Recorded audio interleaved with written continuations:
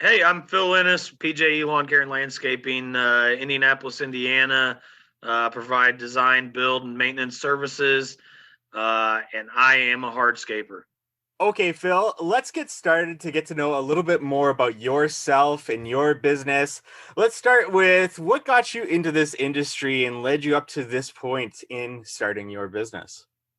So I worked for my best friend's father all through high school. Helped run a couple of jobs, and I was young and really hungry, and always knew I wanted to be an entrepreneur and wanted to be my own boss. So at 19, I started my business. Left working for him. Thankfully, he was kind enough to help me a lot in my younger years, with learning how to bid projects, learning how to design projects and do things of that nature. Um, but I left at 19, started my business. Um, Initially did a lot of maintenance because as a 19-year-old, you don't get many clients that want to send you, even $10,000 checks. So I started in maintenance with the idea that if I did enough maintenance, these people would call when they needed me to build them something cool. Over the course of the first 5 years of my business, we did our maintenance numbers just doubled every year by over 100%. We started getting into the construction side of things, building small walls, small patios, small fire pits. Um, at about year 6, I started picking up a couple of builder clients, um, and developed some long lasting relationships with some architects and things of that nature, which started putting me in the aspect of the jobs that I always wanted. Some of the larger jobs, some of the more creative jobs, and then by year 10, um, you know, we're we were kind of running full speed ahead, and it was really more focused on building a team around me to keep it sustainable and keep things going because I was running myself ragged.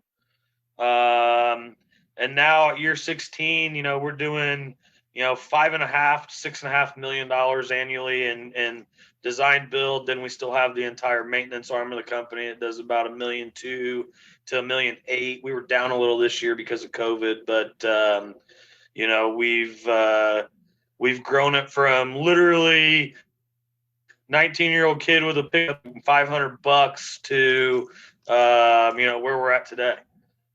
Yeah, definitely. And I want to touch on some of these things here, including like your strategy getting into it with getting into maintenance and understanding that if somebody needs that work done, this hardscape work, this build work, they would likely call you because they see you, they already deal with you. Was that the case? Did you find that that was happening more often than not, or what did you see in terms of that? Yeah, so what we found was, it was really easy going into business to pick up mowing clients and fertilizer clients and come trim my bushes clients. But all the while, like, I told those people, part of my sales strategy was always to inform them that, hey, if you want a pergola built or you want a little patio built, let us know, and just kind of planting that seed early on. And I had a lot of clients over the years that looked at it like, this kid's young, he's there's no way, but then, want to take a chance on you. You do a little 300 square foot patio and you post that on social media, and then the neighbors see it and they want it. And so it was always about planting the seed early and letting people know that that was what my passion was. That, yeah, I was happy to be mowing their grass and getting $40 a week to cut their grass, but realistically, I wanted to do that $40,000 patio. Um, and so it really worked well. We did see that transition happen in the first 3 years of the business. We started getting more projects, started getting more stuff, but none of them were early on. And I wasn't frustrated back then. I was really excited back then, but none of them, looking back in hindsight, were really profitable projects. None of them were really the projects that I really wanted to be doing. They were projects nonetheless, and they were building a portfolio. But they, it was, I wasn't getting I guess you should say, the big fish, the one, that I thought was going to put me on the map in my local area, and gain the respect that I wanted from my peers, and the people that play in this industry, locally. So it was, like I said, it was about year 5, year 6 when I started picking up the builder clients, that kind of put me on the radar. When somebody's building a $2 million house, and everybody's telling them to spend 10% in outdoor. We started getting clients that were willing to spend 200 grand with us, and allow me the flexibility and the creativity to really develop our style and our product and what I really wanted to do.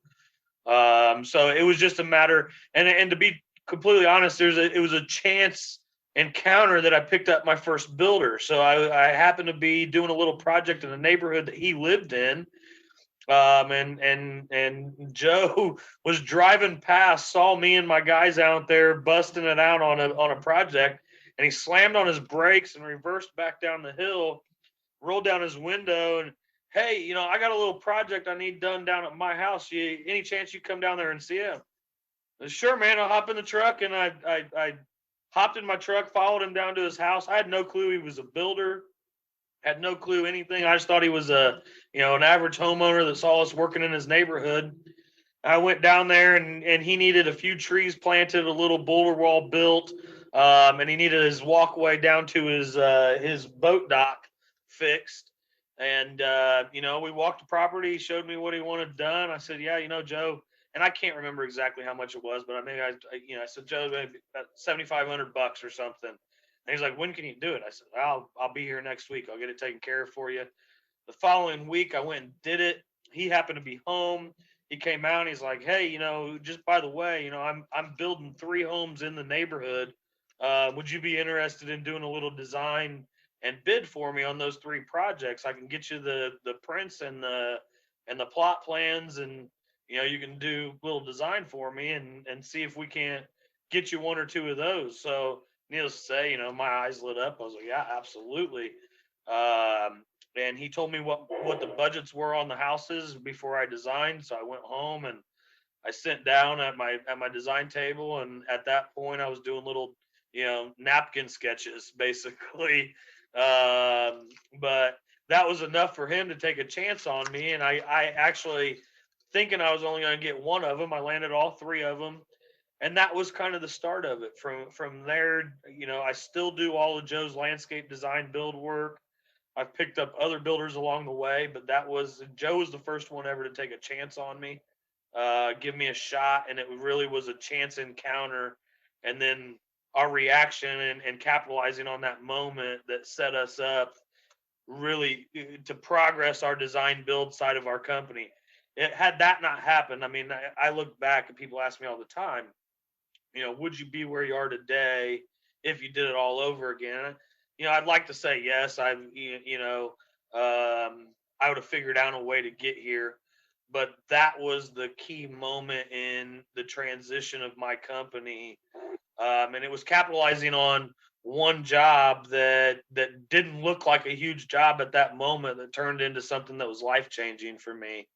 um, and that was really what transitioned us from maintenance into design build. And I mean, to be completely honest, now our maintenance side of things is I look at it as an annuity. It's guaranteed monthly payments that bring in revenue into the company. I mean, there's really tight margins in our market as far as maintenance go. So there's not a ton of money to be made on that, but we can dive into this a little bit later. But essentially, the way our warranty process and stuff works with our design build, um, we lock all those clients into annual maintenance contracts, that essentially locks them in to pay us for the rest of their lives. Uh, um, which is a strategy that I developed really early on in my business model. Um, so as design build grows, maintenance grows, and and we have a little bit more flexibility with our clients than a lot of our competitors because they don't want to lose us on the design build side of things. So, but yeah, that was the major transition from maintenance to design build was a chance encounter and one job and executing very well. And then over the years, just developing additional relationships and other builders finding out, other builders coming and chasing us down because they're going, well, these homes look better than our homes. What are you doing? They're going to Joe and going, Joe, who are you using? And then they're chasing us down, and now we've got some of the top tier builders in the city, that we have a lot of loyalty with, that allow us to work on our time and give us plenty of time to do what we need to do. And there's understanding, and it's been really great over the last 7 years have been a really, our business has gone gangbusters because of that. That's a really interesting story, and it talks about capitalizing on those opportunities that are given to you, right? Like you said there. But with that, at that moment in time when you first met that builder, you did that initial job for them, and then he says that he's got a few more. What was your business like in terms of these overhead expenses, in terms of equipment? Were you prepared for that leap that was going to be that design build, or was this this opportunity came your way and you were ready to capitalize on it and you signed up more jobs, and then like right away you had to get going out there and get this stuff lined up and start growing your company? Yeah, so that's a great question.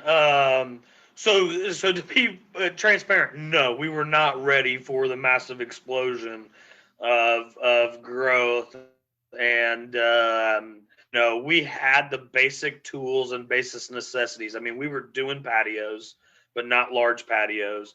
We were doing landscape jobs, so I had the truck.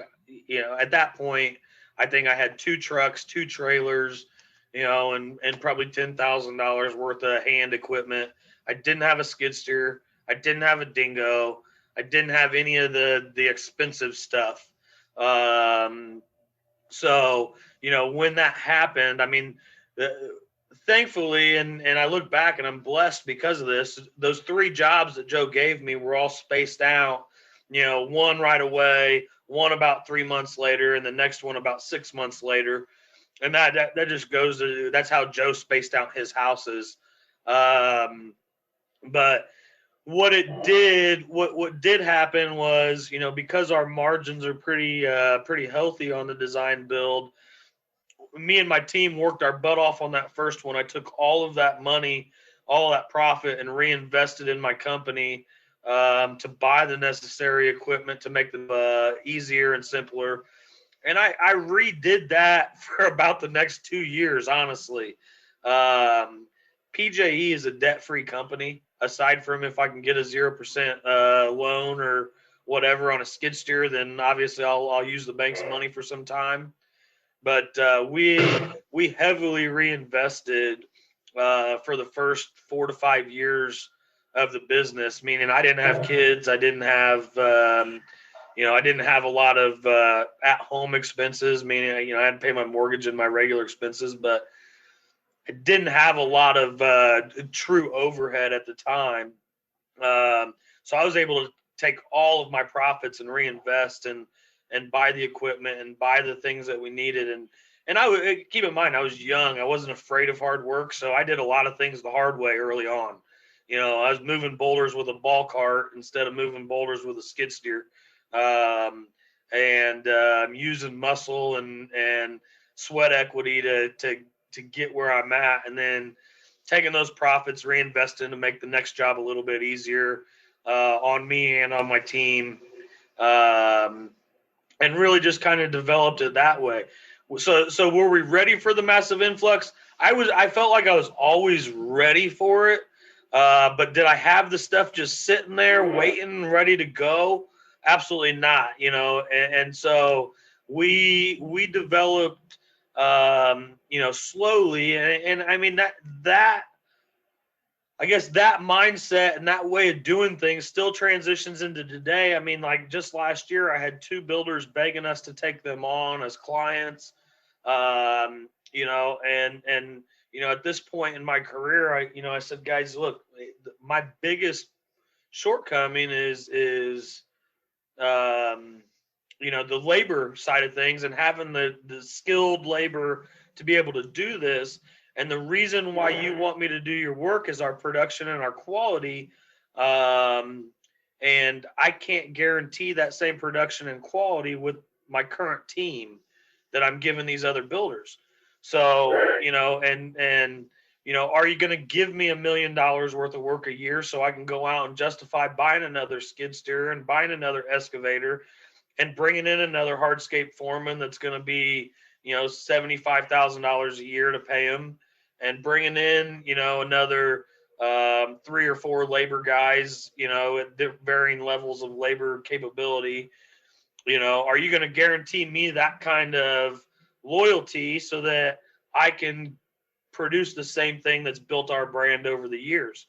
So, I mean, we still slow play things and jump in when the time's right.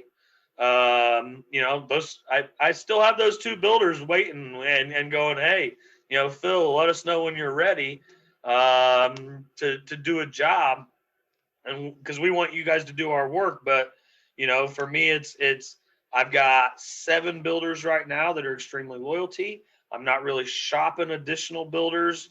I feel like I have the 3 top builders in the market that do the biggest and baddest houses around us.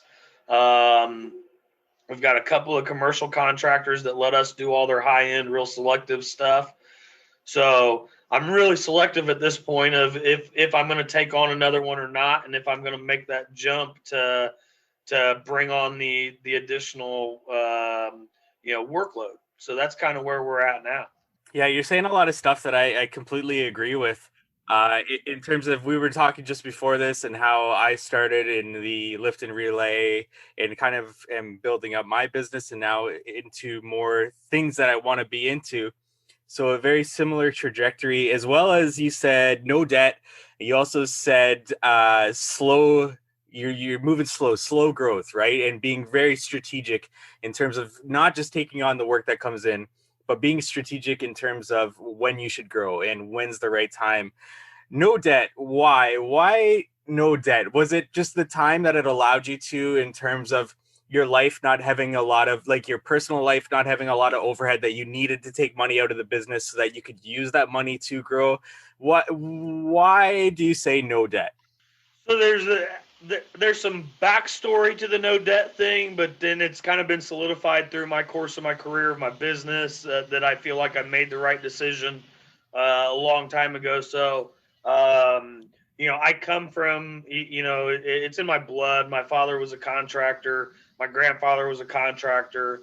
Um, and I watched my dad in my late teen years. I was in high school, and 9/11 happened, and the American economy tanked, and a lot of contractors got burned with commercial bankruptcies and all kinds of things of that nature.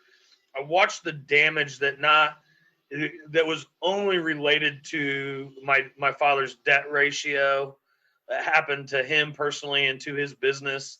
Um, when the money stopped coming in, and some of his commercial accounts, filed bankruptcy and left him on the hook for a couple $100,000. I watched the damage personally, like it hit home. I watched my dad struggle to pay for our house. I watched him struggle to keep a car in the driveway. And 2 years prior to that, we wanted for nothing. My whole life we wanted for nothing. So I watched him. I watched what debt did to him when the economy shut off or the income stopped coming in. So that was a principle that goes way beyond. That's kind of where my apprehension against accumulating a lot of debt came from. And then you have to understand, I started my business in 2005, and we're really in the growth stages and business development when the economic crash of 2008 hit. And I watched so many of my counterparts in business really struggle, lose half their fleets, lose their trailers, have to lay off a ton of their staff. And at that point, again, I was young and in business and very little overhead. But again, all my stuff was paid for. So if I didn't have work for the day, my stuff could sit and it didn't cost me a dollar.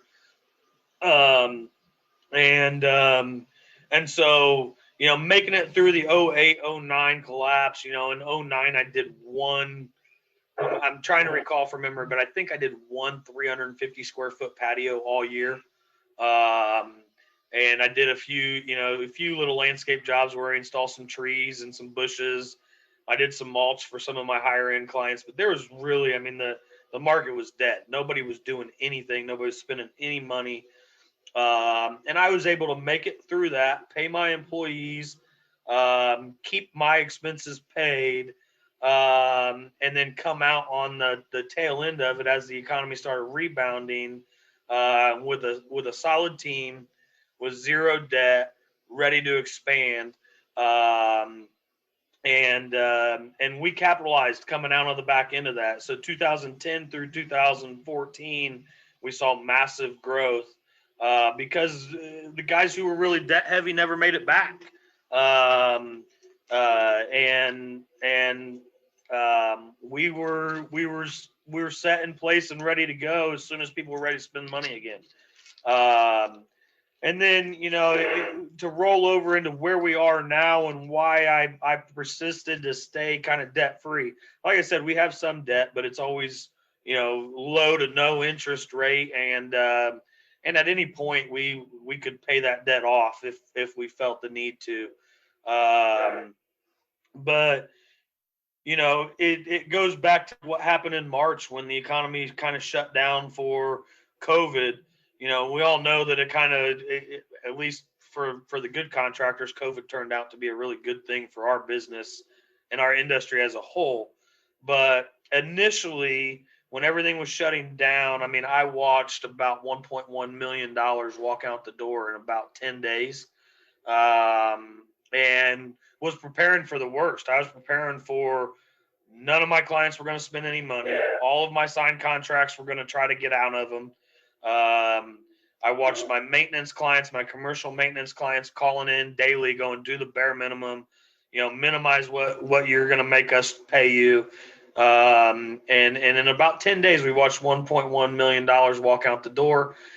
And that's the reason right there that I stay debt free. At any point, should the global economy, should the American economy shut down, or we have another economic collapse like we had in 08, you know, all of my stuff can sit, and the only thing I've got to pay is insurance on it,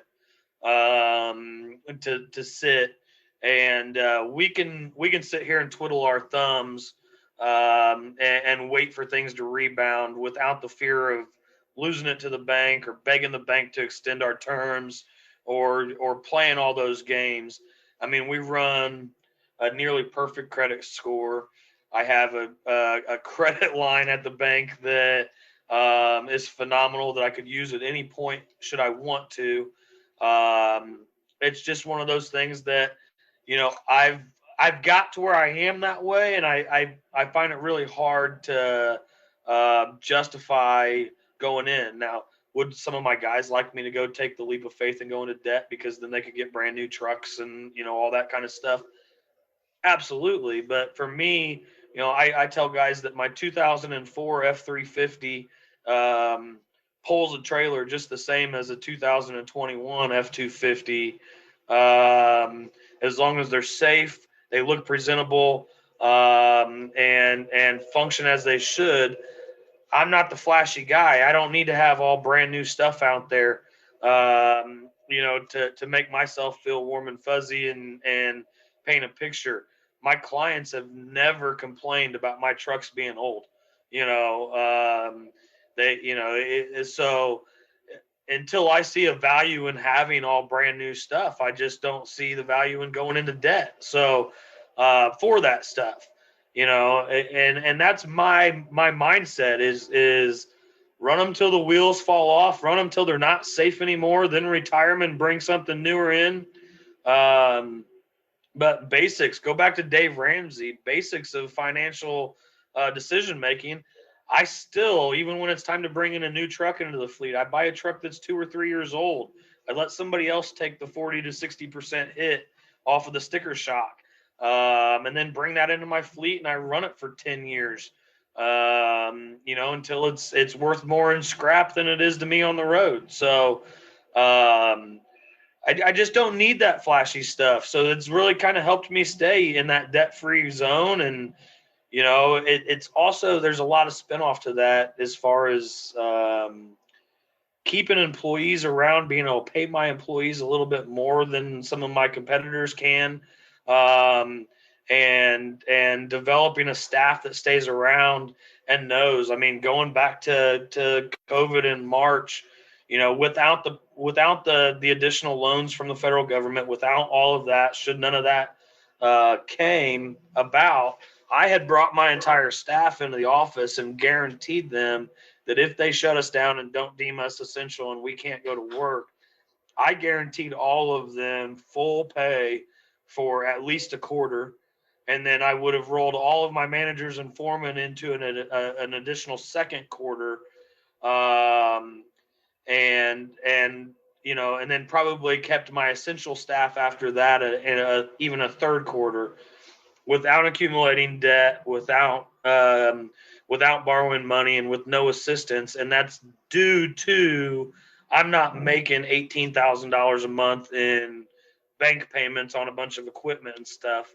I take that money, I nest egg that money, I reinvest it when needed. And I have that there. I have a little nest egg for those times. Keep in mind, I watched it happen to my father in the early 2000s. I made it through the 2008 massive recession, and I'm prepared for the next one. And part of that is because I'm not a debt heavy company. I don't, you know, I don't, I don't see how these guys who run, you know, I feel like if you're really heavy in debt, you're always chasing the next job, and you're always chasing the next payment, to make sure that you can keep all of your stuff. And I would rather my stuff sit than chase a job and not earn the margins that I want to earn. So that's kind of how we got there, and that's where we're at still today. That's such a great story, and so many things that I do agree with. Especially, you've been through it. You've seen what happens when the work dries up. And I always ask guys, like, what would it look like in your business if work dried up 50%? And would you be able to make it? How long would you be able to make it? Because that's eventually going to happen. It's not a question of if a market downturn is going to happen. It's going to happen, and we've lived in the longest bull run of 12, 13 years. It's been too long, so it's eventually going to catch up to us. It's eventually going to come, and it's going to come sooner than later. And you're prepared for that. So what would you say to a guy that isn't quite prepared for that, and maybe has too much debt? And uh, if you're asking me, I would say that we're in for a market downturn, maybe this year, maybe the next year, but it's coming really soon, I would assume. What would you say they start preparing for? How would they start preparing for? What kind of emergency fund, and how many months out in advance should they prepare for that?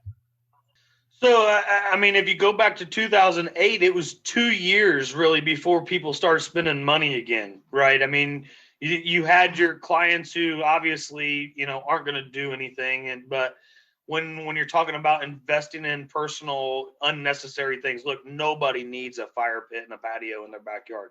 You don't need that to survive. That's expendable income. And even multimillionaires aren't throwing money away when they're not making money and they're seeing their life savings depleted.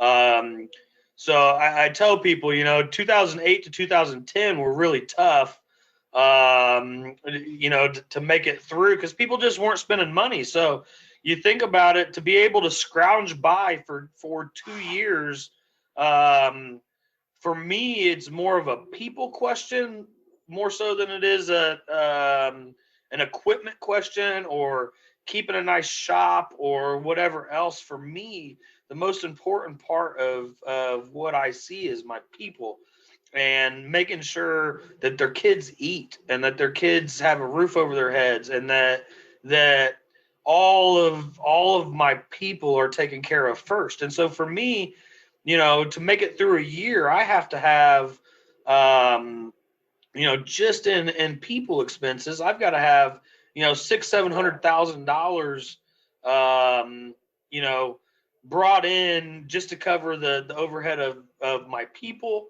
and then I need about another $1 million to cover, just basic overhead expenses, building insurance, all of those kind of things. So we could go from 6.5 million down to our maintenance only, meaning our mowing, our trimming, our fertilizing, our irrigation services, um, and I could keep all of my people. I could keep my overhead expenses. I wouldn't make a dollar, but I could. We could make it, and I would say that everybody who's debt heavy should look in their soul and go, what's important to you? Because I agree with you. It's not if, but when this is going to happen. And I think it's imminent. I think that it's happening sooner rather than later. I think we're months. We're not a year away. We're not 6 months away. I think you're going to see a big market sell off in the next. It's imminent. I don't know when. Just my prediction. I'm not a market expert by any means, but too much right now reminds me of what was happening in '06 and '07. There's so much work. There's not enough people to be able to do it. You got a lot of builders building spec homes again, extending themselves out $4 and $5 million, predicting that people are going to buy houses. You have very financially adept people overextending themselves drastically, where reality is they can afford $1 million house, but the banks will loan them 2.5 million, so they build a $2.5 million house. Interest rates are low. Look, the governments can't keep interest rates at zero for forever. Um, and as soon as the market starts dropping, you're going to start seeing some major changes in spending habits. So I would tell all those guys while the market's hot, pay down your debts, get those vehicles, get that equipment, get that stuff in your wheelhouse so that you own it, and that the banks can't come take it back, because the banks are going to need that revenue. And they're going to come calling if your rate or your workload drops by 50%, and you have to have that 50% just to cover your cost of your debt. You're in big trouble. And like I said, just like '08 through 10, um, companies who are less debt heavy are going to come out of that recession much stronger and ready to capitalize than the companies who have lost half their fleet, who have lost their equipment, who have lost all of that and have to rebuild. Now you got guys out there that go, well, you're incorporated, file bankruptcy, yada yada yada, start over. I'll get another loan and start over. Um, you know, and if that's your if that's your mantra and that's your view, then great. But I'm one of those people that I think about how many people I hurt along the way, how many people I burned, and whether or not I could sleep at night doing that. So and my reputation on the back end, I don't want to be that guy in town who's filed bankruptcy 3 times. Every time the market downturns, I file bankruptcy and start with a new name. That's just not my mojo, so to say. So um, I I would tell them, with it being imminent, all of us know it. Anybody who watches the market, anybody who understands what's happened, knows it's coming. I would say that their focus in 2021, or even it should have been in 2020, would be to pay down that debt, own as much stuff as you can, without the repercussions of being able to lose it, so that when you have to cut staff and you have to cut things, that equipment can sit and not cost you money that you're not bringing in. Yeah, great, excellent advice. And we could talk about this for the whole podcast, but there are topics that I do want to get into with you in terms of dealing with clients and your sales process. So let's turn the page a little bit on that, and save that for a future discussion as well. But getting down to your leads right now in your business, are your leads basically mostly just those builder homes, the architect? Is that basically the gist of where your leads are coming from at this point?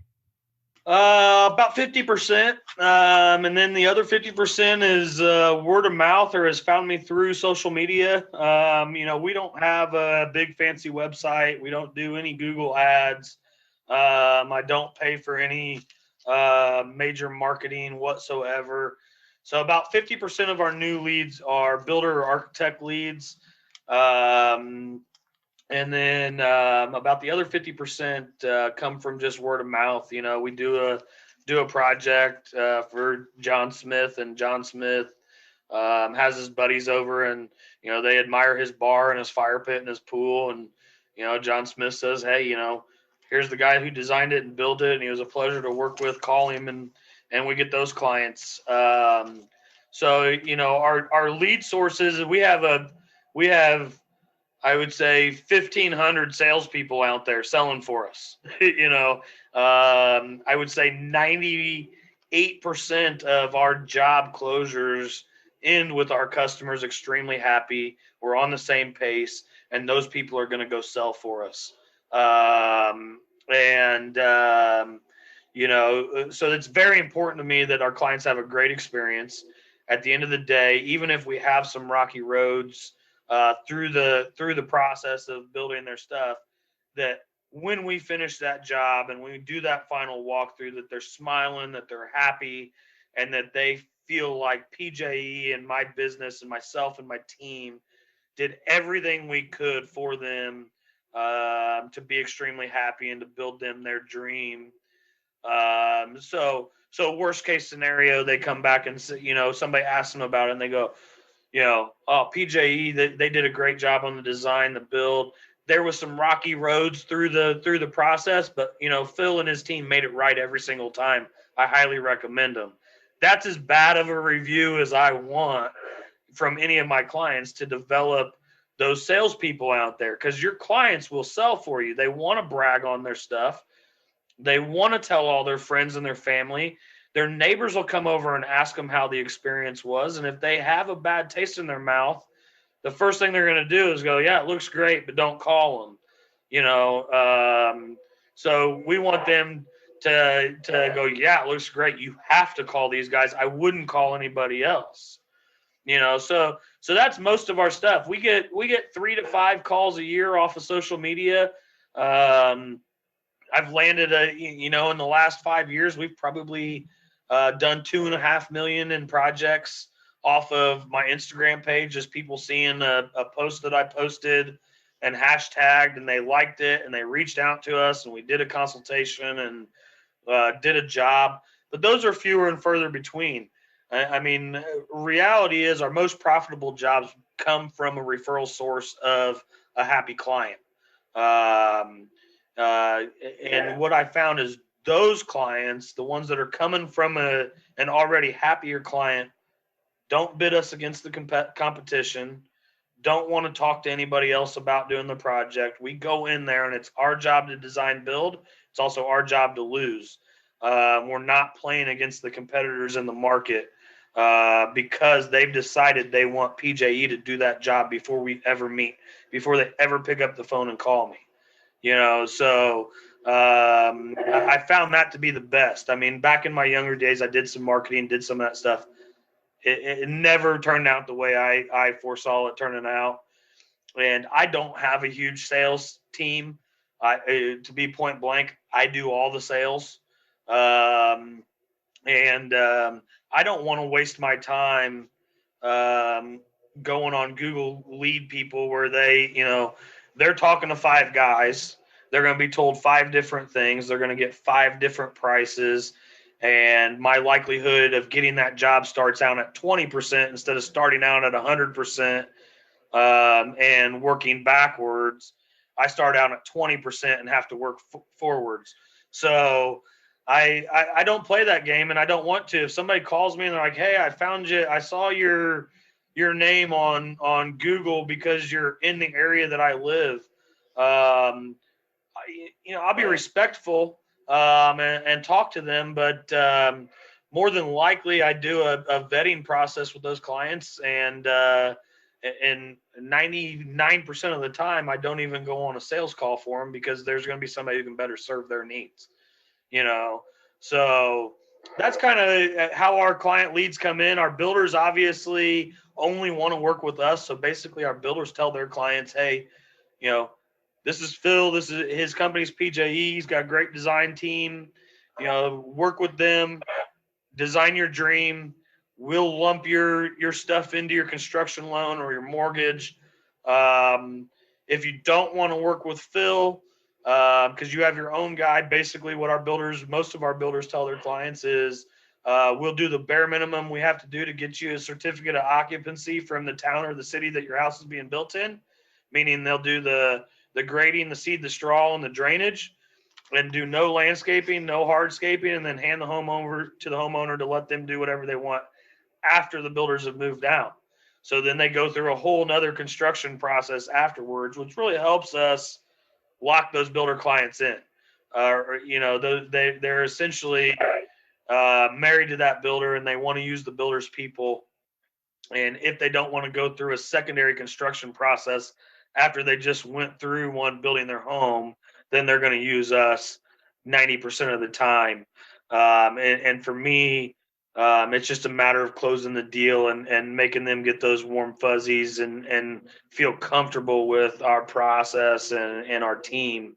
So we don't spend a whole lot of time bidding work and bidding against competitors on work.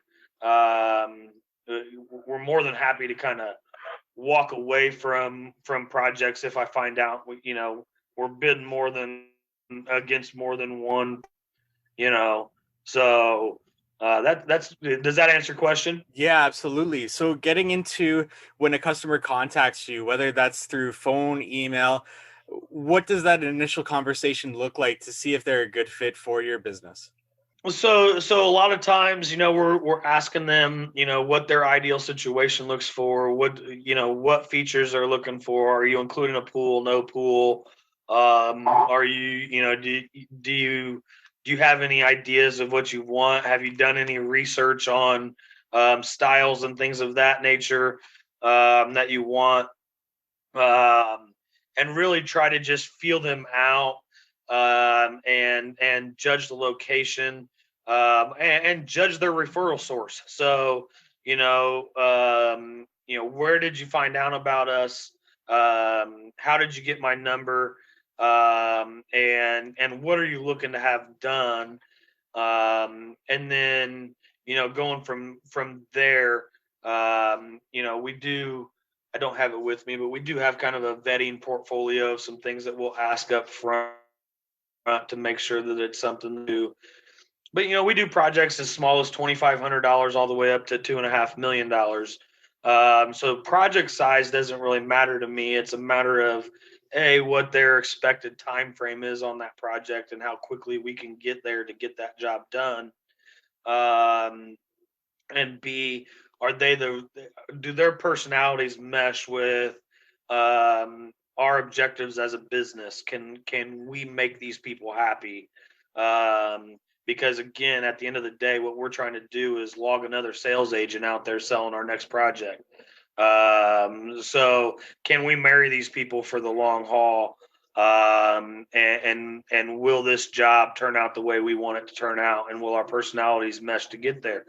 Um, I think one of the industry's biggest, one of the entire industry's biggest problems, and I think that I've helped some guys in this matter. But one of the biggest problems is in our industry is everybody wants to ask people how much they want to spend. when they call or when that first call, well, what's your budget? Um, and I hate it. I think it's toxic. I think it's the worst question you can ever ask somebody. And there's a plethora of reasons for that, but the ones at the top of the line are homeowners and people that are calling you to ask for your services have no clue what the costs are. So their ideal budget for what they want is rooted off of what they might have found on Google when they Googled what a fire pit should cost or what a pergola should cost. And Google doesn't know what those things should cost. They're finding the most easiest information to find and putting that on there and saying, oh, a 12 by 12 pergola should cost $3,000. Well, all of us know a $12,000 or 12 by 12 pergola is a $7,500 pergola, material, labor, footings, all that stuff in. But that client's information that they got off of Google, uneducated information, in their mind, that pergola is 3,500 because Google said so. So I tell people the worst thing you can do with a client up front before you start the design process, before you start the initial consultation, is ask them what they want to spend.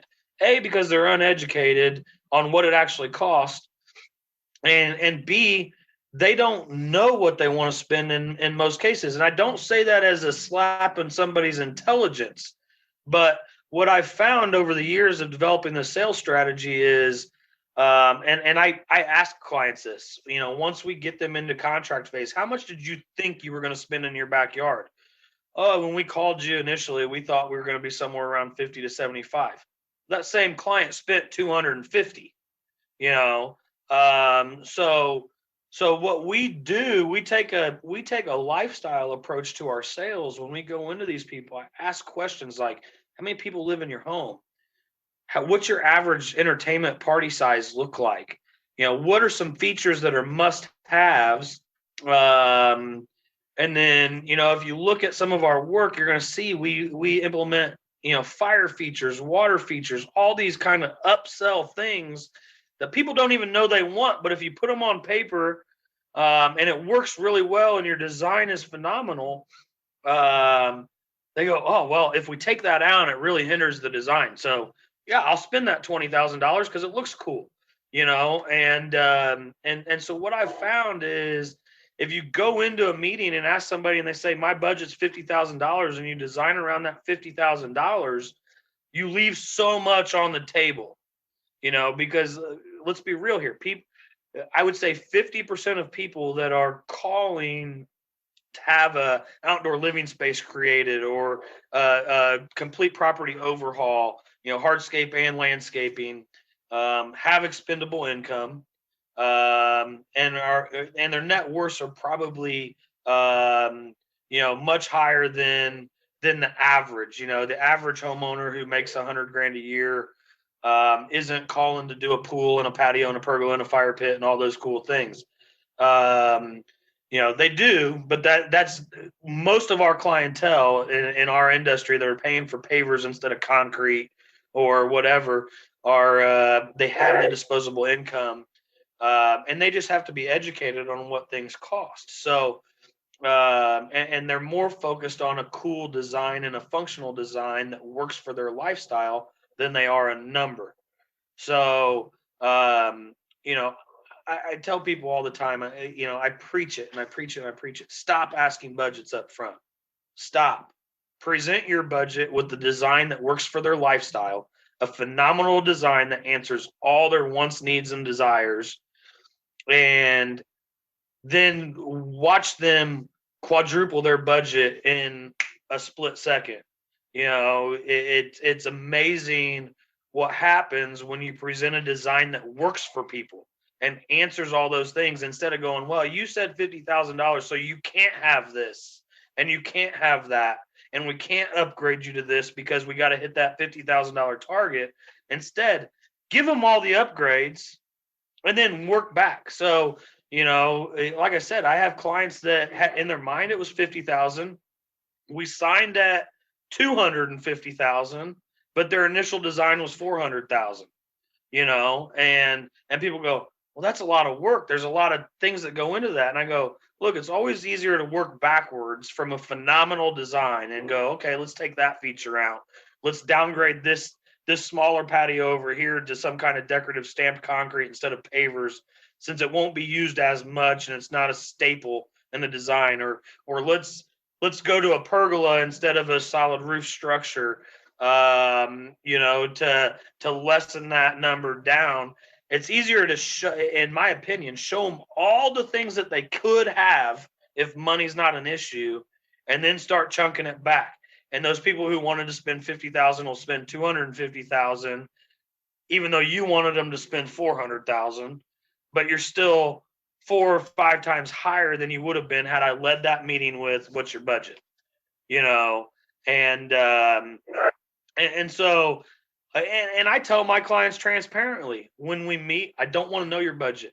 I'm probably going to be over budget on your first design, but I'm going to show you some really cool things. I'm going to show you what your potential is, and then we'll whittle it down to what works.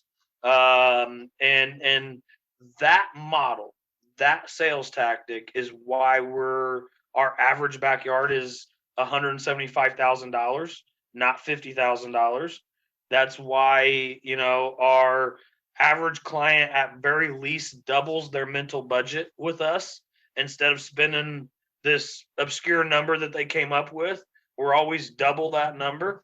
And we capitalize on what every penny that they're willing to dig out of their bank account to pay us, So I think it's huge issue in the industry. Guys go, well, I don't want to waste time on a design that they can't do. And I'm like, you're not wasting time. You're developing a relationship and you're showing them things that they didn't even know were possible, and, no, I'm not going to show somebody a pool if they don't want a pool. I'm not going to show somebody a fire pit if they don't want a fire pit. But I'm also not going to show somebody who says, I want a pool, a fire pit, and, a pergola, what everybody else has shown them, a rectangular pool with a circle fire pit and a seat wall around it and a pergola attached to their house. We're going to get uber creative and give them something completely different and show them some features instead of using landscape lights to light up some trees that are surrounding their patio. I'm going to introduce 5 fire bowls that accent the patio and are on a remote switch to turn on, that illuminate the patio with some natural firelight. The difference in cost of that is, $500 to put some uplights and some trees, or $15,000 to build some masonry columns and put some firewall on them and automate them. Ultimately, at the end of the day, my pictures show better, my jobs end up being better designed, and clients get stuff that they didn't even know they wanted. And then they can't live without it once they have it. So the next time they sell that house and they build their next house, they go, you put 5 of those in for me at the last one. I want 10 at this one. We loved them so much. So that's kind of one of the things that we do with our clients early on. That's a little different than our competitors. We don't want to talk money until we have the design that they want, and then try to figure out how to work that into their comfort range. So then really quickly, if a customer calls and you think that they're not the right fit, like they don't quite know how much it costs, and they get, like, if you were to go through that whole process and then they're blown away by the number and they were thinking, well, no, I thought this was going to be like under $10,000. How do you kick out those clients before you even get to the process of even meeting with them?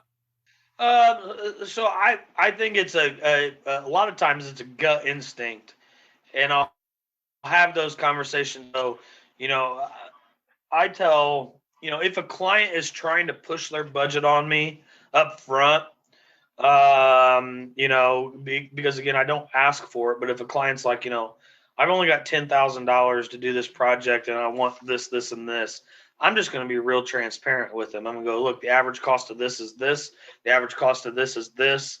What you're wanting and what things cost aren't adding up. So we either have to expand your budget or decide on 1 or 2 of these things instead of all 3. But if they're not transparent about that, and I go through the entire design process and they're just like, look, there's no way we're going to get there. like I said, with our design team and working through things the way we do, we're always. I've never had a design that um, we can't work back into something that the client's comfortable with. Um, now just last week, like I said, we did a design for a homeowner. They were a little apprehensive of the cost. They went and bid it with three or four other guys. Um, they called me back and said, asked us to revisit our numbers because they really want us to do the work, but that they had got some competitors' numbers. And I just kindly just bowed out. I said, you paid us for the design. It was your right to bid that out with whoever you wanted to. But at this point, you're getting information from, you know, different people, and you're struggling right now with the three bids that you already had to line those up apples to apples. And if my price was that much higher than all three of those, I'm not going to whittle my price down to compete. It's best of luck. And if you want my opinion, I'll tell you the other contractors in town that I think could do your job and at a high level of quality and integrity. Um, if you want my referrals, great. If you don't, best of luck. And call us if you need anything in the future. And then I always follow up with, we're happy to consult for you if you do hire another contractor and you feel like you need a second opinion. We're happy to come out and consult for you because obviously we know you wanted us to do the work. We couldn't get into your price point. If you'd like to pay just a minor consultation fee for us to help make sure that things are done the way you want them done, then let us know and we'll take care of that for you. But early on, I mean, I'll talk to anybody, even if I vet them and I'm on the cusp of whether or not they're the right client. I'll talk with them, and if it doesn't work out or it's not something that's going to work or they have unrealistic timelines or unrealistic budgets, I just try to be very respectful and straightforward and honest with them, and respectfully bow out. Just say, hey, we're not the right guy for you. You might be able to get this guy to do it or that guy to do it, but we're not your guy. So hopefully that answers the question. Consultation fee. Do you charge it, and why? So up front, we charge a design fee to our clients. To start the initial design, anywhere between $500 to $1,500 for a design fee. Unless they're pretty solidified in the fact that they want us to do the project. In that case, we won't charge a design fee. We'll design for them and revise and change as many times as we need to. However, we own the design. Should we design for somebody and we don't end up landing the job, but they want us to consult for them and help them through a process of building their project, I bill that out. It ends up being me or Blair, my right hand man, that do the consulting, and we would bill that out at $250 an hour, with a minimum of a $1,500 fee for the project. So that $1,500 fee would allow us to really dive into material costing and all of that kind of stuff and make sure that things are right. And then the $250 an hour would justify us not being on one of our projects to come over and check on a project that we're not making any money on, to make sure the footings are deep enough, to make sure that the layout is proper, to make sure that they're doing things at or above code, um, and just be that watchful eye for our client that we developed a relationship with but couldn't close the deal with. um, so we do that a few times a year. If we can't get in there on a time frame or we couldn't get our price low enough, but the client really wants our eye on it and wants us to make sure that it's built to the same quality that we would have done for them, um, we charge them a $1,500 consultation fee and $250 an hour, um, to make sure that everything's right, and then go from there. Um, and like I said, it's not a profit boost, but what that does, is those clients who don't end up with us still end up selling for us down the road. They go, our project was successful because PJE helped us manage it. um, and they were our eyes out there. They made sure no mistakes were being made. They made sure everything was the way it's supposed to be.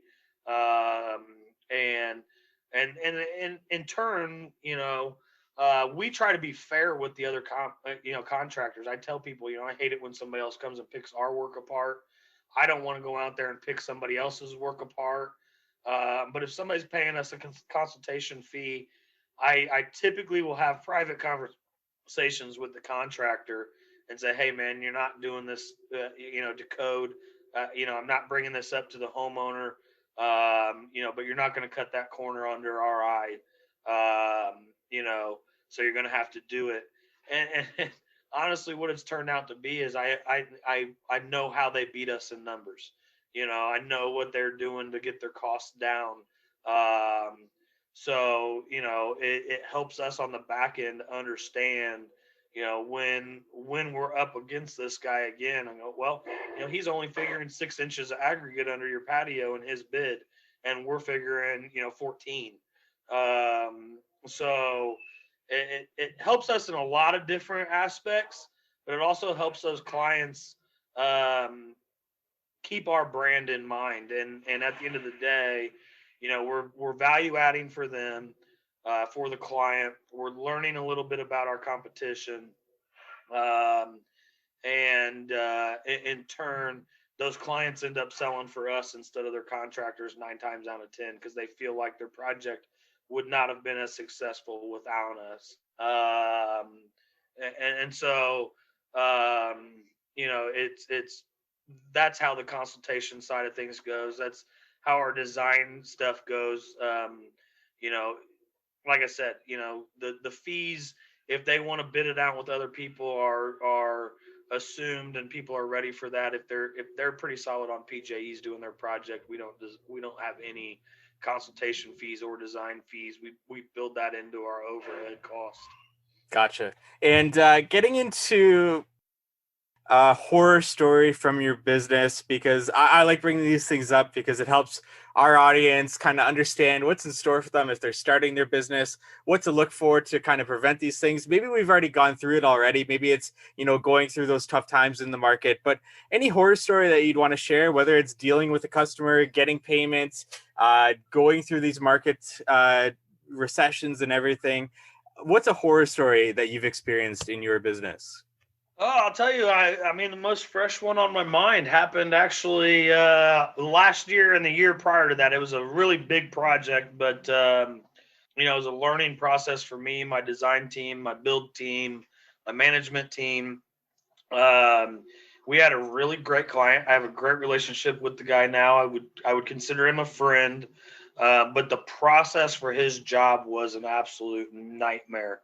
Um, Meaning, if you jump back to my Facebook post, you'll see a post that I posted. Well, my assistant posted of me and my lead designer one day sitting at the office desk with both of our hands in our desk or in our head, with bouncing our heads off the desk trying to figure something out.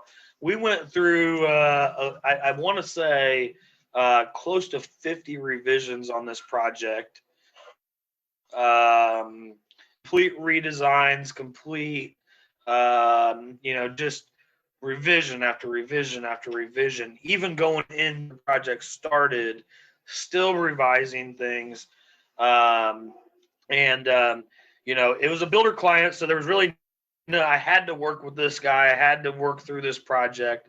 Um, but, and it wasn't ever a financial thing. It was a guy who couldn't understand what he was seeing. Even after we had Adam with Clear Story do our high definition 3Ds for him, even after all of that, he still couldn't visualize things. So once we got into the build process, I mean, it was weekly.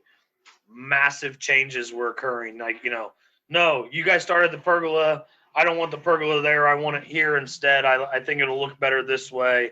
So tear down the pergola and rebuild it. So we had a project it was about a $500,000 project, um, that was scheduled for about a 6-month build. that turned into about an 18-month build, and it was um, the job that we just couldn't get off of. We could never get off of it. Um, and because of all of the confusion, and we're working on fixing this now within our company, but because of all the confusion, because of all the changes and constant changes and things like that, um, we made like zero money on this job. I mean, I was there for 18 months of my life. My team was there for 18 months, and we made like zero money because we were missing changes because they were minor changes at the time, and it was just like, yep, just do it, make the guy happy, let's move on.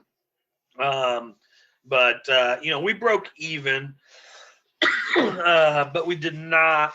We didn't make any money on an 18-month project that should have been 6 months.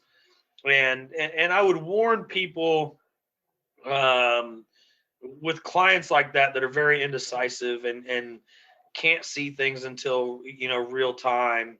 I guess what we've kind of determined as a team is that what we should have done is scheduled a weekly recap meeting with this guy. Um, went over all the changes and adjustments and the finances behind that, and kept up on those changes a whole lot more. Like I said, he didn't mind paying it. Like I said, it ended up being closer to 700,000 when it was all said and done. It started at 480, but it probably should have been a million one. And we left about $300,000 probably on the table, because of all the confusion and just trying to get out of there. But like I said, another learning thing for me and dealing with different personalities. And I should have never started the project um, until we had a full high definition 3D that this client has signed off on and fully understands, um, so that we could have minimized some of those changes. But again, like I said, just a horror story of mine that happened to me. I mean, we didn't get out of that project until like August of 2020, and we should have never been on it in 2020 at all. So um, that's the worst one right now. Thanks for sharing that. I appreciate that. And I'm going to lump this one all together and just leave it open to however you want to answer it, any examples from your business. But equipment, tools, installation techniques that you live by, anything of note in your business that you live by, whether that's a piece of equipment that you would recommend people get, a tool that you really love, or just an installation method technique that you guys live by in your business that you'd want to highlight here. Yeah, I preach this as well, and I love it. So there's a two-part answer for you, real quick. I'll try to speed this through. My favorite product development, over the course of the last 10 years is actually the introduction of the zip level. We love it.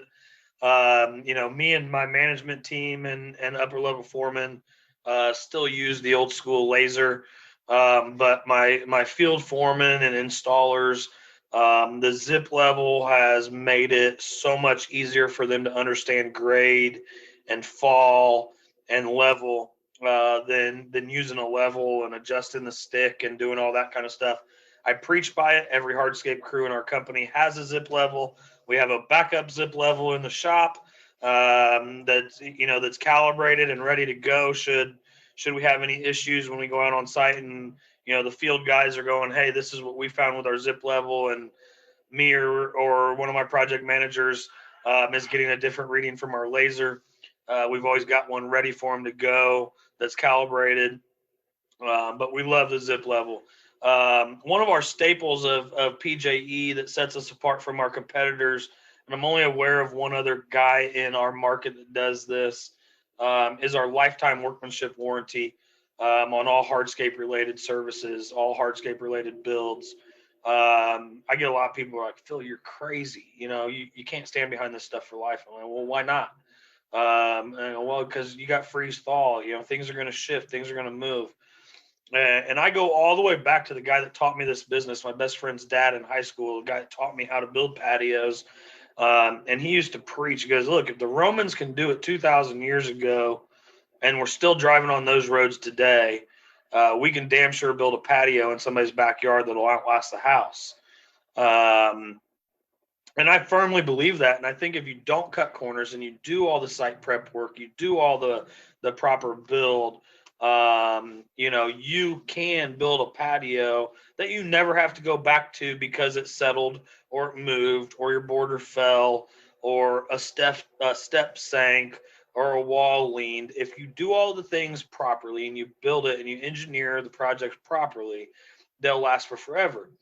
And yeah, obviously we have some clauses in there, acts of God and things outside of our control, that we will not, we're not going to stand behind. If a tree falls on your wall and rips part of your wall down, obviously I have nothing to do with that. But if 10 years after I build a wall, um, and a client calls me and says, hey, we've got a wall pushing apart. Can you come out and check this out? If I go out there and, my drainage is flawed or I did something in that build that resulted in that, we're going to tear the wall down and rebuild it. There's a couple of reasons that I have this approach, and I related to this earlier in our discussion a little bit. Um, but part of our contract on that lifetime workmanship relates back to there's a clause in there that says our lifetime workmanship warranty is valid as long as no other contractor works on top of, adjoining, or adjacent to our work. Meaning, um, in the fine print, meaning another contractor can't put mulch on my patio, can't mulch up to the edge of my patio, and they can't dig a hole to add a bush next to my patio because it may destabilize my base. Um, so that lifetime workmanship warranty also guarantees me a lifetime of those people using us for all the other services that they're paying for, meaning mulching, adding plants, adding flowers, doing all that other kind of stuff, and acts as an annuity for us. Like there again, I said we don't make a ton of money on maintenance, but we make a little bit. It ensures that we're going to be able to keep the doors open for the long haul. And when and if that client has a problem, 10 years down the road, we've made money off of them for 10 years, doing their maintenance and doing those other things that they want. There's enough money there for me to come in, spend the labor and a little bit of material that might be required to fix that paver patio or fix that wall, um, make them happy, and then solidify that brand, that thing that we preach to our clients, that we're going to be there for you, that we're going to be there for the long haul. And then those clients, again, when they went and sold for us because we did a phenomenal job for them building the project up front, you revamp those people who have kind of died off because they were 10 years ago and they've kind of forgotten about PJE and their design build thing. All of a sudden they're excited again. PJE came back out here, fixed our wall with no questions asked, didn't ask for a dime. They fixed the wall, they put it back. It's better than it was before. They fixed the problem that resulted in it. And then those same people start touting your name again to all their friends and their neighbors and everybody else. And you see this influx of work coming in. And, my answer to guys who, say we've got a 2-year, paver patio warranty, workmanship warranty, I ask them, I look them straight in the eyes. Hey, if a client calls you at 2 years and 6 months and they've got a patio that you built 2 years and 6 months ago that's now holding water because it's settled, are you really going to look at them and tell them, nope, I'm not coming back to fix that patio without you paying for it? And most guys are like, no, I'm going to go back and I'm going to fix it. I go, okay, so why aren't you marketing as a full lifetime workmanship warranty? If you're going to go back and fix it, then why aren't you marketing that as a sales tool, and protecting yourself? Yes, there has to be CYAs. For people that don't know what a CYA is, that's cover your ass. That's the fine print in your warranty. But And that's the things like, nobody else can touch my work or your warranty's void. And we're not responsible for acts of God. It has to be a well written warranty. But if you're going to go back and fix it to save face, then you might as well um, market that. You might as well use that as a sales tool and help you close these jobs. Because if everybody else is 2 years and you're offering lifetime, meaning as long as I'm alive and I'm in business, I'm going to stand behind your project. Um, then why wouldn't they choose you? Even if you're 10%, even if you're 15% higher than the competitor, if they're 2 years in your lifetime, why in the hell wouldn't you? So I tell guys all the time, that's something I live, breathe, die. I sleep it, I eat it, I beat it into my guys' heads. That's why it's so important to follow the process, build projects right, don't cut corners, so that we don't have to go back. But if we do, we know there was a flaw in our design at some point. Usually if a wall fails, it's something to do with the way we design the drainage plan. If a patio fails, it's usually designed to the way we design the drainage plan. But in most cases, we don't have to go back. But people are going to protect their warranties. They're going to continue to pay us to do their maintenance stuff.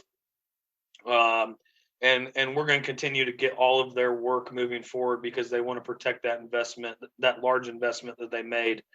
So I preach to guys: stop cutting corners, build a product that is going to last. Take the mindset that what we're doing is an ancient art form. It's there are craftsmen that have been doing this for thousands of years. Don't try to rewrite the script. Don't try to cut things out to drive your costs down. If a client's beating you up on driving your costs down, just walk away. Say, that's not how we do things, and I can't do that. My integrity won't let me. And just walk away. Let them do the project themselves and pay you to come back and fix it in 5 years. Um, you know, Stop cutting corners. Listen to ICPI. Do things by the book, the way they're supposed to be done, and even do them more. There's nothing wrong with over engineering and really helping yourself out for the long haul, and build that brand. You know, that's something I live in and die by. Over engineer, offer your clients lifetime workmanship, and protect yourself into the future. And that's something that's important to me. Excellent answer. And a couple more questions just to finish things off here. Phil, anybody that you want to give a shout out to on this episode in terms of they've helped you along the way? You look to them for the jobs that they do, inspiration, anything in terms of giving anybody a shout out here? Yeah, a couple guys most people probably won't know. The guy that helped me get into business and helped me a lot along the way is Bruce Yates, Woodworks Landscaping. Consider him one of the godfathers of the industry here in Indianapolis. Helped create this industry to what it is today. Another guy who I would say is a friend and also helped me in my younger years is Ed Arkanal Landscaping here in the Geist Fishers Carmel market. Stand up guy, does beautiful work. I've always tried to model my business off of him. He's the one that really. He's the only other guy I know in the market that offers that lifetime workmanship warranty. Um, and we'll stand by his work 20 years after the fact. Ed's been in business, I think, 30 years now. And I really admire him. Some of my inspirations across the social media platform. Always love Dan's work. Love working with Dan. And watching Watson's flourish. And what Dan's been able to build over there from what they were 10 years ago to what they are now just inspires me. And I just love looking at that. And then, I don't know if anybody follows them, but some of my most inspiring designers that I follow on social media is Fox Terra Design. Those guys are on fire. Love their designs, and they inspire me to be more creative and really push the limits in our market. to get clients to do stuff that's crazy and thought to be impossible. Love those guys. So, like I said, give those guys a shout out and a follow. Awesome, Phil. And my final question to you is: you were starting all over again. If you can draw from all the knowledge that you've gained over these years, what's that one thing that you wish you knew from the very beginning before you started your business? What's that one thing you know now that you wish you knew from the very start? I would say the one thing that I wish I would have implemented early on and been more in tune to would be, job costing and organization, and being more in tune with the numbers early on. I had so many failures, so many projects that I lost money on, or broke even on, because I didn't understand things and I wasn't organized enough and didn't really understand the whole scope. I guess that would have been, if I went back 10 and 12 and 15 years ago, if I'd have known how to do all that stuff up front and really understood all the numbers up front, I could have been financially free a whole lot earlier than I was. And that would be it. And then the only other thing I would say would be to invest in equipment earlier to save my back and my guys' backs, and make jobs easier. Those are really the two things that I would say: be better organized and understand the numbers, and have better equipment early, to make projects a little bit easier on the body. Phil, it's been a pleasure to be able to speak with you for this long. Thank you for your time. Thank you. I'm sure from my audience to be able to pick your brain through all this. It's been a pleasure. Where can our audience go to find out more about you, yourself, and anything that you got going on? So you can follow me on Instagram at P.J.E Lawn Care, or you can follow me on Facebook at facebook.com/P.J.E Landscaping. Um, and I'm constantly posting on both of those platforms to kind of keep people informed, and up to date on our current projects.